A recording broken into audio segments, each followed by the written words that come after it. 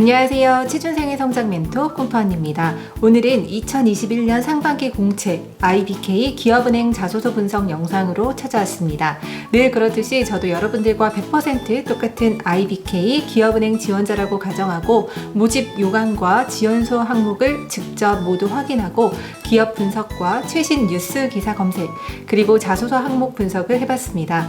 특히 금융 일반 자소서 5번 항목을 많이들 어려워하시는데요. 다양한 아이디어 사례를 정리해 보았으니까요. 꼭 끝까지 참고해 주시기 바랍니다. 네, 이번 영상은 금융 일반 지원자들 대상으로 제작되었습니다만 최신 금융 트렌드, 뉴스 기사 분석과 정리를 담았기 때문에 금융권 취업을 준비하는 모든 분들에게 도움이 되는 영상이니까요. 꼭 끝까지 시청해 주세요. IBK 기업은행 공고를 살펴보면서 서류 합격률을 높이는 지원 전략과 주의사항 등에 대해서 짚고 넘어가 보겠습니다. 첫째, IBK 기업은행의 정식 명칭은 중소기업은행이고요. 설립 목적은 중소기업자에 대한 효율적인 신용제도를 확립함으로써 중소기업자의 자주적인 경제활동을 원활하게 하고 그 경제적 지위 향상을 도모하는 데 있습니다. 주요 사업은 기업과 개인금융, 중소기업 지원사업 일체를 담당합니다. 주요 주주는 기획재정부와 국민연금공단이며 1961년 설립된 국책은행입니다. 기업은행 어플리케이션 이름은 아이원뱅크입니다. 네, 자 그럼 채용 공고를 보겠습니다. 기업은행은 금융 일반, 디지털, 금융 전문, 글로벌, 보훈으로 총 100명을 올해 채용합니다. 이 중 금융 일반 채용 인원은 48명입니다. 분야별 복수 지원은 불가합니다. 역시나 코비드19의 영향으로 비대면 금융 거래가 증가하면서 디지털 분야도 23명을 채용합니다. 네, 첫 번째 특징은 지역인재 선발인데요. 지원서를 보면 지역인재 18명을 선발하는데요. 해당 지역에서 5년 이상 근무하도록 되어 있습니다. 최종학교 소재지가 해당 지역이고요. 석사 이상은 학사 기준입니다. 지방 근무에 크게 무리가 없다면 본인 경험을 어필할 수 있는 지역으로 지원하는 것이 하나의 전략이 될 수 있습니다. 본인이 희망하는 근무 지역에 대한 높은 이해도와 경험을 자소서에 어필하면서 서류 합격 가능성을 높일 수 있기 때문이죠. 경기권 핵심 점포는 최종학교의 소재지 구분 없이 안산시, 시흥시, 평택시, 화성시 등 우선 인력을 배치한다는 점 참고해 주세요. 두 번째는 블라인드 지원입니다. IBK 기업은행은 본인 출신 학교를 입력하지 않습니다. 따라서 자소서가 굉장히 중요할 것으로 판단되는데요. 또한 서류 합격을 하더라도 2차 필기시험 그리고 3차 실기시험이 있기 때문에 경제신문을 꾸준히 읽으면서 경제 배경 지식을 높이고 금융 관련 이슈와 트렌드를 숙지하는 것이 중요합니다. 네, 본격적으로 자소서 항목 분석을 해보도록 하겠습니다. 네, 지원 동기 많은 분들이 어려워하시죠? 세 가지를 기준으로 생각해 봅니다. 첫 번째, 본인이 해당 업무, 창구 사무, 기업 영업, PB 영업을 선호하기 때문에. 두 번째는 본인의 강점, 이 직무 역량을 꼭 참고해 주세요. 이 강점을 발현할 수 있는 곳이기 때문에. 세 번째는 IBK 기업은행의 성장 가능성을 보고 이렇게 세 가지 기준에서 답변을 생각해 봅니다. 적합한 인재라고 생각하는 이유는 첫 번째로는 금융 관련 자격증, 두 번째로는 관련 업무 경험, 금융권 인턴, 고객 접점, 서비스업 관련 업무 경험, 그리고 세 번째는 대학 시절 경제 경영 관련 수업 이수, 관련 학회 활동을 통한 준비 과정을 소개합니다. 네, 끝으로 IBK 인지상을 참고해서 해당 가치에 본인의 역량을 언급하면서 이유를 제시해도 좋습니다. 기업은행은 열정과 혁신, 신뢰와 책임, 소통과 팀워크를 중시하는데요. 이를 통해서 고객과 함께 가치를 실현하고 싶다라고 어필해도 좋습니다. 마지막으로 입행 후 이루고 싶은 목표입니다. 첫 번째 방법은 1년, 5년, 10년 목표를 구체적으로 세워보고요. 금융권 관련 기사를 참고해서 앞으로 기업은행의 사업 방향과 전망을 살펴보고 시간별 계획을 세워도 좋습니다. 본인이 추후에 하고 싶은 업무에 대해서 구체적으로 서술하고 그것을 하기 위한 본인의 노력 방안에 대해서 제시하도록 합니다. 둘째, IBK 기업은행은 인재 양성 프로그램이 아주 잘 짜여져 있는데요. 인재 양성 프로그램을 참고해서 본인의 목표를 서술해도 좋습니다. 국내에는 카이스트, 국외에는 코넬대, 런던 비즈니스 스쿨, 헬싱키대 이렇게 다양한 국내외 MBA 연수 과정을 지원하고요. 국제금융, 자산운용, 리스크관리, 여신, 외환, 심사, PB 등 다양한 부분의 경력 개발을 지원합니다. 본인 학자금 지원은 물론 자기 개발비, 각종 자격증 취득 등을 통해서 인재를 양성하는데요. 여러분의 계획을 들려주세요. 끝으로 은행 업무와 관련한 중요한 팁을 하나 드리면 금융 일반 내용은 결국 창구 사무, 기업 영업, PB 영업입니다. 따라서 결국은 본인이 어떤 식으로 영업 활동을 할지에 대한 내용이 최대한 구체적으로 드러나야 하는데요. 아무래도 기업은행은 기업 대출 관련 여신 업무는 강하지만 개인 금융이죠. PB 영업은 조금 약한 편입니다. 따라서 PB 영업 관련해서 본인의 목표와 계획을 서술해도 좋습니다. 지역 인재의 경우는 입사 후 해당 지역에서 5년을 근무하기 때문에 지역 전문가로 성장하기 위한 본인의 목표를 구체적으로 서술해도 좋습니다. 글자 수의 제약이 있기 때문에 모든 내용을 기입할 수는 없겠지만 면접을 대비해서 단기, 중장기 목표에 대해서도 생각해 보도록 합니다. 이번 항목은 단골 자소서 항목이죠. 결국 본인의 강점 역량을 서술하는 항목입니다. 타인과의 협동, 타인에 대한 배려를 통한 경험을 찾아옵니다. 금융일반의 직무 수행 내용을 참고해서 기술하도록 합니다. 고객 상담, 고객 제안, 협상, 고객 관리와 관련된 내용에 해당되는데요. 3번 자소서 항목과 겹치지 않도록 관련한 경험을 서술하는 것이 좋습니다. 네, 첫 번째 가이드라인은요. 경청, 질문을 통해서 상대방의 니즈를 정확하게 파악해서 문제점이나 갈등을 해소한 경험을 적어주시면 되고요. 두 번째는요, 단체 활동, 동아리, 학회, 팀 프로젝트, 공모전, 인턴 경험을 하면서 구성원과 협력해서 성공적으로 행사나 프로젝트를 마감한 경험, 공모전 수상 경험, 팀원들과 협상을 통해서 능동적으로 문제를 해결한 경험을 서술하도록 합니다. 세 번째는 타인의 성격, 성향, 환경을 분석해서 타인의 문제를 해결해 준 경험이나 추천과 조언을 통한 신뢰관계를 형성한 경험이 있다면 서술해 줍니다. 정리하면요. 역시 소제목을 선정해 주시고요. 경험을 스토리텔링 합니다. 그리고 이 경험을 통해서 기업은행에 기여할 수 있는 바를 언급하면서 마무리합니다. 먼저 금융일반 분야의 직무 특성을 한번 정리해 보도록 하겠습니다. 첫 번째로는 고객 창출 및 상담, 제안, 협상인데요.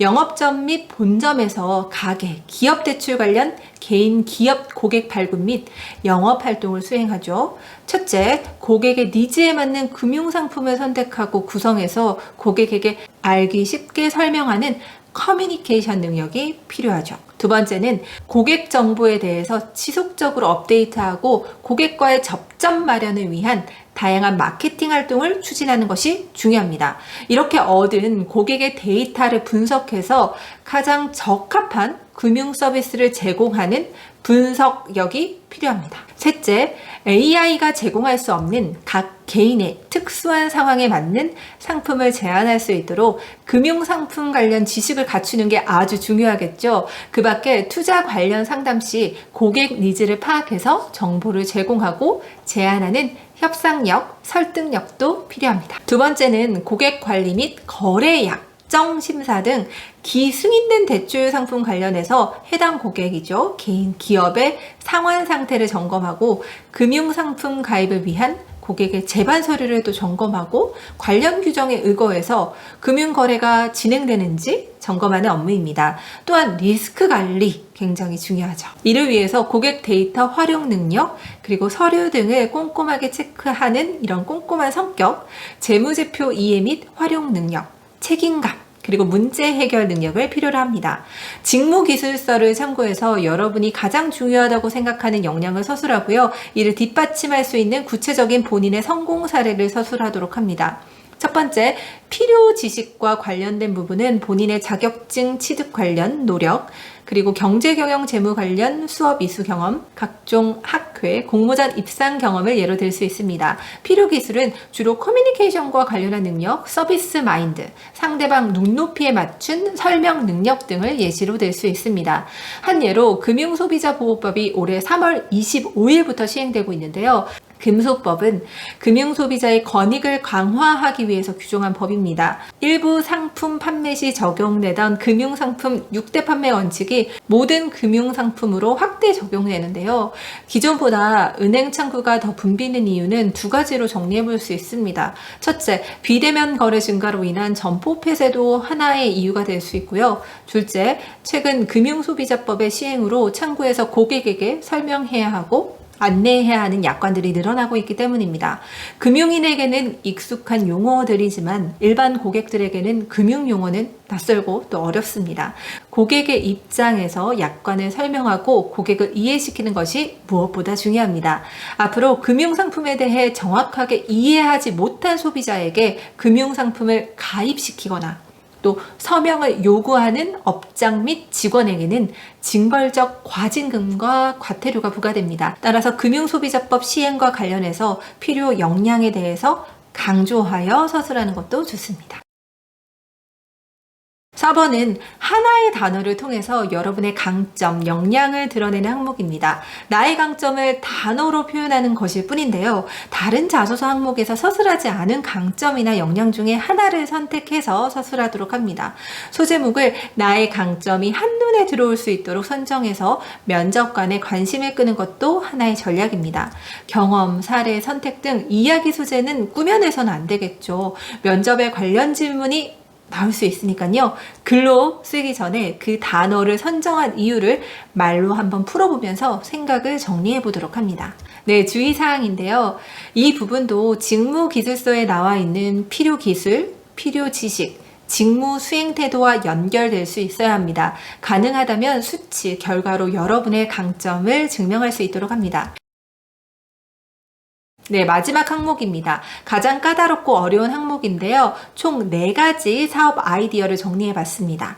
ES 특화대출, 비금융 신용평가사, 세 번째는 빅테크 기업의 소상공인 대출, 그리고 마이데이터 사업입니다. 비금융 신용평가사와 빅테크 기업의 소상공인 대출은 좀 연결이 된다는 것 미리 참고해 주세요. 첫 번째는 시중은행 ESG 특화 대출 관련입니다. 네, 신한은행은 지난달 ESG 경영 우수 기업과 협력사를 대상으로 금리 우대 혜택을 제공하는 신한 ESG 우수 상생 대출을 출시했는데요. ESG 경영 우수 기업 대상으로 기업 대출 연 0.2%에서 0.3%포인트 금리 우대 혜택을 제공합니다. 기업 공시 자료를 통해서 정량 및 정성 평가를 진행하고 외부 지표와 지수 등을 종합적으로 판단해서 ESG 경영 우수 기업으로 선정합니다.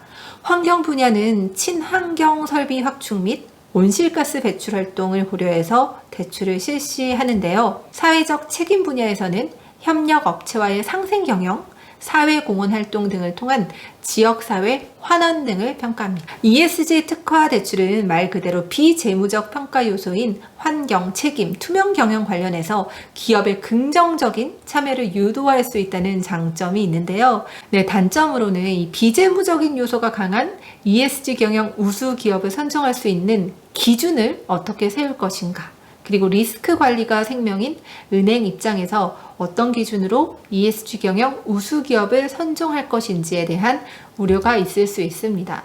예를 들어 ESG 우수 경영에 근거해서 기업은행에서 환경 친화적인 기업에 대한 기업 대출을 늘리려고 할 때 환경 친화적이라는 기준은 무엇인지, 제조업체가 아닌 기업인 경우에 탄소 배출량 등 숫자로 표현할 수 없는 환경 관련 요소들은 어떤 방식으로 측정할 것인지 구체적인 기준이 모호할 수 있습니다. 두 번째는 ESG 중심 경영에 치중하다 보면 단기적으로는 기업의 수익성이 저하될 수 있겠죠. 기업의 수익성 저하는 필연적으로 기업은행의 대출 리스크를 높일 수밖에 없고 기업 대출 수익성을 악화시킬 수 있습니다. 예를 들면 친환경 공장 설비에 대한 시설 투자를 늘리다 보면 단기적으로 비용이 증가합니다. 지배 구조를 개선하기 위해서 오너 중심 기업 체제를 급격하게 바꾸려고 하다 보면 경영 체계에 혼란이 올 수도 있고 이것이 오히려 중요한 의사결정을 지연시키면서 사업성을 악화시킬 수 있습니다. 개선한 아이디어인데요. 해당 기업의 영업이익, 단기 순이익 등 재무지표를 ESG 경영지표와 동시에 감안한 기업 대상 금융상품을 출시하는 것이 하나의 개선안이 될 수 있습니다. 예를 들면 우대금리 혜택 대상 기업 선정 기준을 업종별로 세분화하는 것이 하나의 예인데요.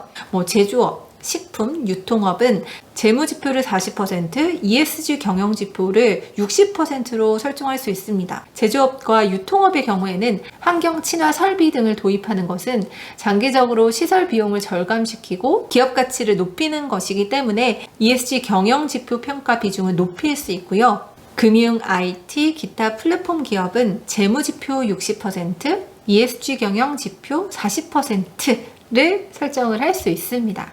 업종 특성상 환경 친화적인 각종 활동이 기업의 사업 특성과 관련성이 좀 적을 수 있죠. 따라서 ESG 경영 지표보다는 현재의 수익성 관련 재무 지표에 좀 더 비중을 두고 대출 상품을 적용할 수도 있겠고요. 또 사회적 책임, 투명 경영 관련 항목에 대한 비중을 더 높일 수도 있겠죠. 네, 다음 설명드릴 것은 빅테크 기업 비금융 신용평가사 진출 검토와 관련된 사업인데요. 비금융 신용평가사는 말 그대로 비금융 정보를 활용해서 신용 등급을 매기는 대안적인 신용평가 서비스라고 할 수 있습니다. 다양한 빅데이터를 기반으로 금융 사각지에 있던 자영업자와 청년들을 고객으로 확보하고 새로운 사업 모델을 발굴할 수 있다는 기대감이 있죠.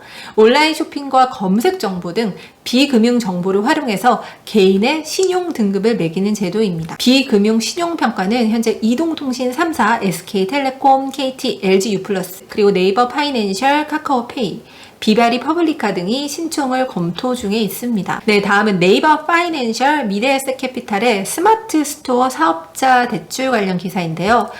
빅테크 중금리 대출 경쟁이 심화되고 있고요. 금융 사각지대를 겨냥했다는 평을 받고 있습니다. 온라인 소상공인이 갑작스러운 주문량 증가 등 예측하지 못한 상황에 대처하기 위해 단기간 추가 자금이 필요할 경우가 많다고 하는데요. 기존의 온라인 소상공인은 매장이 없고 또 사업 기간이 짧아서 높은 금리로만 대출이 가능했다고 합니다. 이러한 고객의 불편을 해소하기 위해 스마트 스토어 사업자 대출을 도입했는데요. 이 스마트 스토어 사업자 대출은 중도 상환 수수료가 없고요. 3분이면 대출 실행이 가능하다고 합니다. 네이버 파이낸셜은 이용 고객의 데이터를 분석해 봤더니 소상공인 30%가 창업 1년이 채 안 됐고요. 절반은 연매출이 5천만 원 이하인 간이 사업자였다고 합니다. 3개월 연속 스마트 스토어 매출액이 월 50만 원 이상이면 누구나 신청이 가능하다고 합니다. 네이버 파이낸셜의 성공 비결은 바로 데이터에 있는데요. 단골 고객 수와 상품 배송 속도, 구매 고객의 리뷰 등을 종합적으로 살펴서 소상공인의 신용 등급을 측정했습니다. 비금융 신용평가사의 장점은 어떤 것이 있을까요? 이렇게 고객의 행동 데이터를 통해서 신용평가 모델을 만들었다는 점을 하나의 장점으로 꼽을 수 있고요. 청년, 노인, 자영업자 포함 기존 은행에서 소외되었던 중신용자 고객을 확보할 수 있다는 장점이 있습니다. 최근 금융위원회에서는 인터넷 대출은행의 중금리 대출 활성화를 위한 방안을 꾸준히 요청하기도 했다는 점 참고로 알아두세요. 다음은 단점입니다. 빅테크 기업 플랫폼 시장 지배력 증대를 들 수 있습니다. 최근 카카오페이는 디지털 손해보험사 사업에까지 뛰어들기도 했는데요. 이렇게 대출, 보험, 은행 계좌, 간편결제 등 소비자가 이 빅테크 플랫폼 아래서 금융거래가 이루어지기 때문에 금융 데이터 관리의 중요성이 증대되면서 빅테크 기업의 플랫폼 지배력이 커질 수 있겠죠. 개선점입니다. 따라서 독점과 이 개인 데이터 보호 관련 우려가 있는데요.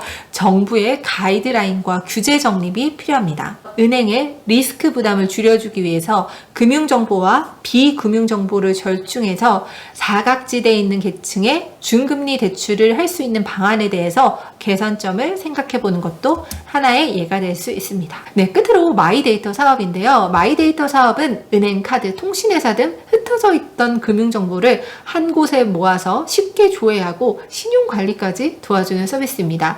최근 자산관리 서비스가 대중화되면서 빅데이터와 인공지능이 결합한 마이데이터 앱 사용이 증가하고 있습니다. 은행 5개사, 국민, 농협, 신한, 우리, SC제일은행, 핀테크 기업들이 마이데이터 허가를 받았는데요. 네, 모바일 앱의 강점은 실시간으로 자산 현황과 수입 지출 분석이 가능하고 다양한 상품 추천을 해준다는 것인데요. 투스, 뱅크샐러드 어플의 강점은 단연 편리성과 접근성을 뽑을 수 있습니다. 뱅크샐러드는 처음 1회만 아이디 비번을 연동하면 업데이트 없이 이용이 가능합니다. 펀드, 대출, 카드 결제, 보험, 심지어 부동산 시세, 자동차 시세도 확인할 수 있습니다. 개인 소비 습관을 분석해서 맞춤형 신용카드를 추천해 주기도 합니다. 마이데이터 자산관리 서비스의 장점 정리해 볼게요. 첫 번째, 현금과 주식 등 자산 현황을 실시간으로 확인할 수 있다는 점. 두 번째, 지출, 수입 분석이 쉽다는 점. 세 번째, AI 추천으로 보험, 카드 상품을 추천하기 때문에 신뢰가 담보되어 있다는 점이죠. 마이데이터 자산관리 앱의 단점으로는 첫 번째, 개인 맞춤형 재무 설계는 어렵다는 것이고요. 두 번째는 상담과 모니터링 단계가 부족합니다. 세 번째는 어려운 상품 설명을 일일이 확인해야 한다는 단점이 있죠. 개선점은 모바일 데이터 앱과 실시간 상담이 가능한 서비스를 접목하는 건데요. 어려운 상품 설명은 즉각적으로 채팅, 영상, 전화로 상담이 가능한 채널을 만드는 것입니다. 네, 개인 PB 영업은 어떨까요? 개인 맞춤형 재무 목표 설계가 가능한 장점이 있죠. 다양한 데이터를 확보하고 고객 질의응답을 통해서 재무 현황을 장기간 점검해야 합니다. 따라서 시간이 많이 든다는 단점이 있는데요. 모바일로 상품을 가입 시 상품 특성을 제대로 파악하기 힘들죠. 약관을 읽지 않고 동의함을 체크하는 경우가 많기 때문인데요. 이런 개인 PB를 통해서는 펀드, 보험 등 금융상품에 대한 자세한 설명을 들을 수 있다는 점 기억해 주세요. 네, 오늘은 이렇게 기업은행 자소서 분석을 해봤습니다. 5번 항목은 타 은행 자소서와 면접 때도 활용 가능한 아이디어들이니까요. 다른 자소서 작성 시에도 영상 참고하시기 바랍니다. 모두 좋은 결과 있으시길 바라면서 오늘 영상이 도움되셨다면 좋아요와 구독 부탁드립니다. 저는 취준생의 성장 멘토 꿈펀이었습니다.